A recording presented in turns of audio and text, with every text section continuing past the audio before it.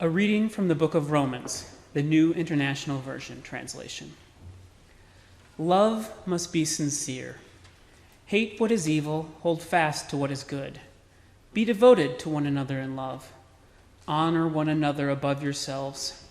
Never be lacking in zeal, but keep your spiritual fervor, serving the Lord. Be joyful in hope, patient in affliction, faithful in prayer. Share with the people who are in need. Practice hospitality.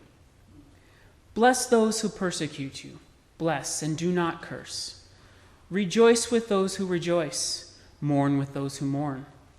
Live in harmony with one another. Do not be proud, but be willing to associate with people of low position. Do not be conceited. Do not repay anyone evil for evil.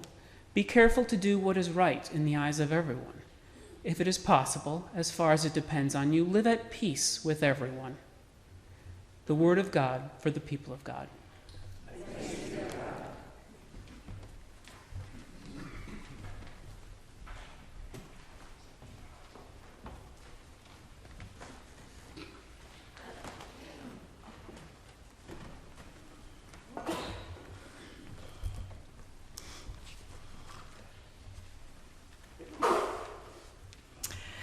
Here we are, another Rally Sunday, and yes, another sermon. Writing a Rally Day sermon should be easy. It should be easy to give thanks for the energy of having our children back in the pews. It should be easy to riff on the sanctuary choir's happiness of singing together again. It should be easy to remind you all that God is love, offer a blessing, call it good. In fact, if I asked ChatGPT to create a Rally Day sermon for me, I'm sure it could. Instead, I tell you the truth, this sermon was hard fought. Nothing came easily this week. It certainly did not come early. Part of me said, get over yourself, Victoria. Don't overthink it. Just welcome people back. Keep it light. Write 1,200 words. Be done. Another part of me, a louder part, said, how can I preach a message of good news when the CDC is in shambles? The National Guard is locked and loaded in Washington, D.C. Gazans are starving to death. China, India, and Russia are cozying up.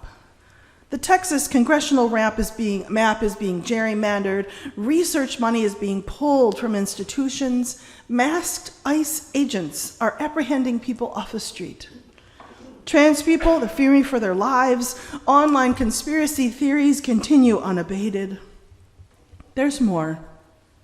Icebergs are breaking apart, and the gap between rich and poor grows wider by the day. Fear of retribution paralyzes most of the Republicans in Congress.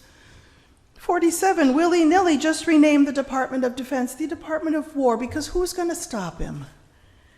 And the gun violence at Annunciation Catholic Church is still all too fresh in our hearts and minds.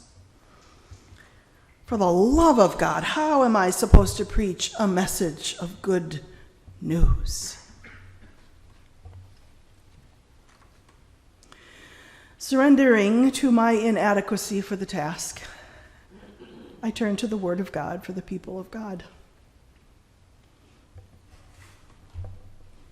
The Word of God for the people of God, Romans chapter 12. Hate what is evil. Hold fast to what is good.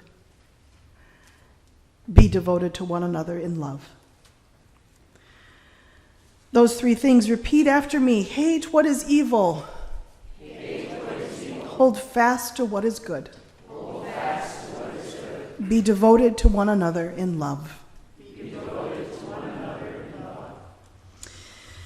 Jake Meter, who writes for The Atlantic magazine, offers this insight into American culture in the 21st century. Here's what he says. The problem in front of us is not that we have a healthy, sustainable society that does not have room for church. The problem is that many Americans have adopted a way of life that has left us lonely, anxious, and uncertain of how to live in community with other people. Then there's Brene Brown. You all know Brene Brown, academic researcher who has studied courage, vulnerability, shame, empathy, leadership. Brene Brown describes our current context this way. She writes, "We are untethered. We're adrift, spiritually, emotionally, physically, cognitively. The world is unfolding faster than we as a social species can manage, and it's unfolding in a way that drives separation, not connection. As we're untethered, adrift, we desperately trying to find a port, somewhere to pull in and find safe harbor." And then there's the sociobiologist E.O. Wilson, who famously said, "We are drowning in information while starving for wisdom." E.O. Wilson also describes the central problem of humanity this way: we have Paleolithic emotions, medieval institutions, and godlike technology. How about that? Paleolithic emotions, lizard brain, medieval institutions, and godlike technology.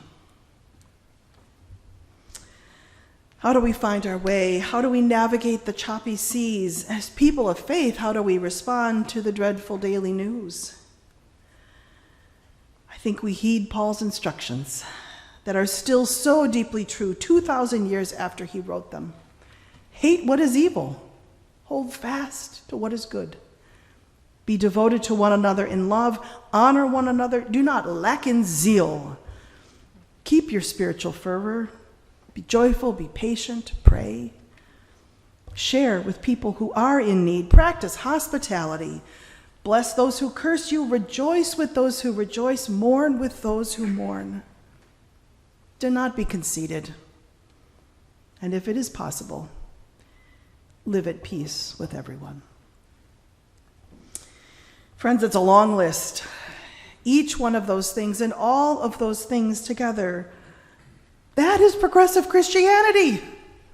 That is progressive Christianity. That is St. Anthony Park United Church of Christ. That is our gift. That is our charge. That is our burden and our responsibility. That is the cost and joy of discipleship. Hate what is evil. Hold fast to what is good. Be devoted to one another in love. I say now is the time for progressive Christians to have courage. And now is the time for progressive Christians to proclaim our truth. Now is the time for progressive Christians to draw the circle wide. And now is the time for progressive Christians to offer who we are to the world. We are the safe harbor that Brene Brown says people are yearning for. Well, guess what? After a steady and significant decline in mainline Protestant Christianity for the past several decades, there are new indications that church attendance is seeing a bit of a resurgence, especially among young adults. According to the Barna Group, a nonpartisan polling and research firm that provides insights into faith and culture, recent data shows that millennials and Gen Zers are attending church more frequently than their older counterparts, and that they are prioritizing their spiritual well-being in ways previously unseen. The UCC has done its own research. When the UCC asked people in their 20s and 30s what they were yearning for if they were part of a faith community, the young adults named 4 priorities, and here they are: belonging, purpose, meaning, and being something bigger than myself. I think what is true for young people is probably true for all of us at any age. So let's just dwell with those UCC answers one at a time for a minute. 1, belonging. I want to belong. I want to be in relationship with people, to know and be known. I don't want to feel lonely or left out, forgotten, or abandoned. I want people in my life whom I trust, whom I respect and enjoy and treasure, and who feel the same toward me. I need community. 2 is purpose. I want to have a purpose. I want to use my skills, gifts, and resources. I want to feel useful, productive, and needed. What are my goals? What motivates me? To whom or what will I give my best self? And what positive impact will I make on the world? Purpose. Number 3 is meaning. I want to find meaning. I want to explore the big questions. I want to align my choices with my values. I want to engage in transcendent pursuits, discover what brings joy, and invite joy in others. I am willing also to explore the shadow side of being human and not look away from suffering. I choose to acknowledge the complexity and contradictions of being fully human. And I'm eager to make meaning out of the known and the unknown without shutting down my capacity to feel, to give, or to receive. And number 4, I want to be part of something bigger than myself. This is key. I am willing to de-center myself and embrace a larger mystery and power. A mystery and power that was here long before I was born and will endure long after I die. There are truths and realities and mysteries far greater than I will ever comprehend. It is not all about me. And what a relief that is. Now, I get that people can find belonging, purpose, meaning, and be part of something bigger than themselves without going to church. Definitely. Being part of a faith community is one way to do that, but certainly not the only way. As progressive Christians, though, we set our hearts on God, Christ, Spirit. Our sacred text tells us that we are created in God's image, that God's grace is freely given to all, that Jesus' life, death, and resurrection is the path we follow, and that we walk through the valley of the shadow of death. And that where 2 or 3 are gathered, there is God.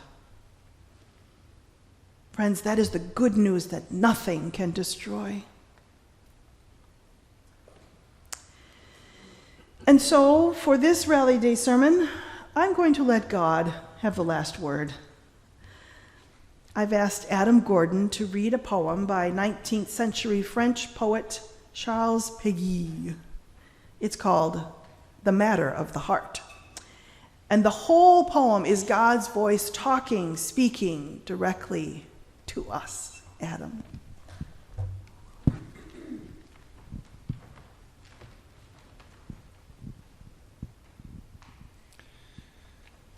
God said, I myself will dream within you. Good dreams come from me, you know. My dreams seem impossible, not too practical, not for the cautious man or woman.